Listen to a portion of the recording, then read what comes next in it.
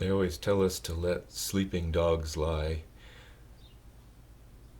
Well, one morning when it was breakfast time, we called the dog to come to breakfast, and the dog didn't come. And we thought perhaps, well, we'll just let sleeping dogs lie since maybe she's sick or not feeling well this morning. But it went on, and usually she's very prompt to breakfast. So finally, we went to see what was the matter with Lacey. And as we tried to peel back, we thought we'd have to peel back the blanket, we had discovered that, yes, talking about you, we had discovered that she had tried to get to breakfast when called, but that the strings on the inner lining of this blanket had wrapped around her collar, and she was stuck. And the blanket was such a weight that she could not leave without entangling herself even more and more and more. And as we approached the blanket, the most pitiful sounds came forth as she needed our help to get loose from the blanket for breakfast. The same blanket that gives us warmth and comfort could also be a trap and holding us back. The same fire that gives us warmth and comfort, of course, can also burn us.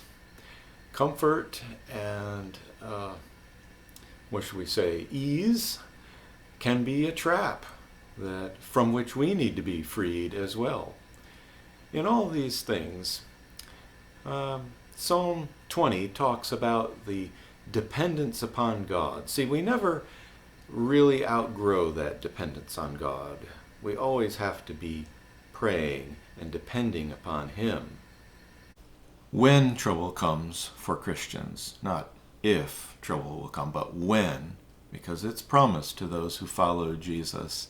When trouble comes, it's probably best not to try to look at the huge picture and try to figure out what God is doing in the world and this sign or that sign.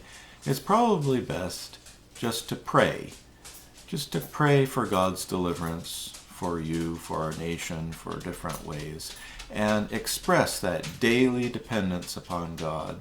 He's the one that comes and rescues us from all our trouble. And then we can say with Psalm 20, now I know, verse 6, now I know that the Lord saves His anointed. He answers him from His holy heaven with the saving power of His right hand. Some trust in chariots and some in horses, but we trust in the name of the Lord our God. They are brought to their knees and fall, but we rise up and stand firm. O Lord, save the King. Answer us when we call.